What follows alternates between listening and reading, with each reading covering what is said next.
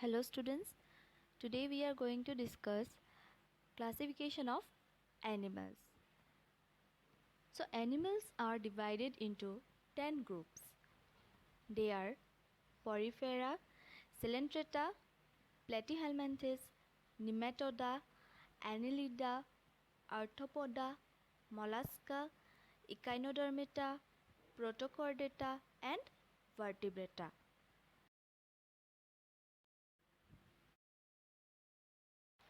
Phylum Porifera.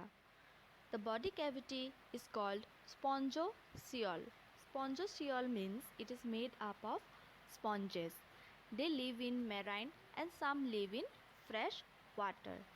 They are diploblastic, means they have both the endoderm and ectoderm present in their cell, and their mode of nutrition is heterotrophic. Some of the examples are Spongilla, Cycon, etc. Phylum Coelenterata, or it can be said as Cnidaria. They are triploblastic animals. Triploblastic means they have 3 layers of cell. First layer is the ectoderm, second is the mesoderm, and third is the endoderm. Their mode of nutrition is heterotroph, and they mostly found in marine water and some are also found in fresh water. They are radially symmetrical. Radially symmetrical means the animal which can be divided into 2 equal parts when cut into any radii are called as radial symmetry. For example, hydra, jellyfish, etc. Phylum Platyhelminthes. It is also called as flatworm. They are dorsiventrally flattened, means they are very thin, and they are bilaterally symmetrical. Bilaterally symmetrical means the animal which can be divided into 2 equal halves, they are called as bilaterally symmetrical. They are also endoparasitic. Endoparasite means they remain active inside the body. Digestive system is absent in Platyhelminthes, for example, tapeworm, liver fluke, etc. Phylum Nematoda. They have cylindrical body and the body is bilaterally symmetrical and triploblastic. They have a true body cavity and also have tissues but no real organ. They are mostly parasitic and the male size is smaller than the female. For example, Ascaris.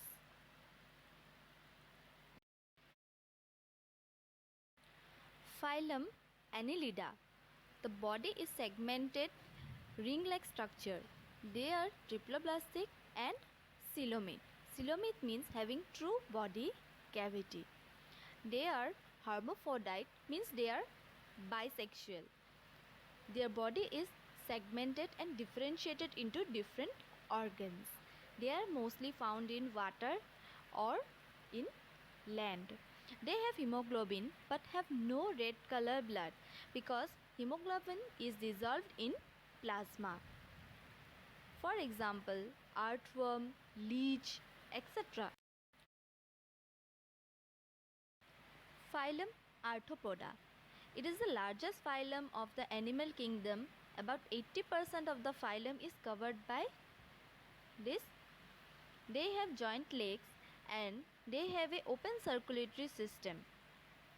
Means body vessels are absent. They have bilaterally symmetrical body. The body cavity is filled with blood and they have a joint legs. For example, prawn, crab, cockroach, spider, butterfly, scorpion, etc. Phylum Mollusca. They are bilaterally symmetrical and they have kidney for secretion. They are triploblastic and coelomate. Digestive system is complete outer surface is covered by a hard covering called shell, and shell is mainly made up of calcium carbonate. Inner part is soft and delicate. Inner part is folded and form a structure called mantle. Excretory system is metaniferate. Its symmetrical is bilateral. For example, snail, oyster, chiton, etc. Phylum Echinodermata. They are spiny skinned organisms. They are free living marine organisms and are triploblastic and have coelomic cavity. They have hard skeleton made up of calcium carbonates. The body is pentamerous, means divided into 5 parts. For example, starfish, feather star, sea cucumber, etc. Phylum Protochordata or Chordata. Due to the presence of notochord, it is called as chordata. They are bilaterally symmetrical, they are triploblastic and have coelomate. They have notochord, which is rod-like structure. It provides a place for muscles to attach for the easy movement. They live mostly in marine water. For example, Hardimania, Balanoglocus, etc. All vertebrates are chordates, but all chordates are not vertebrates.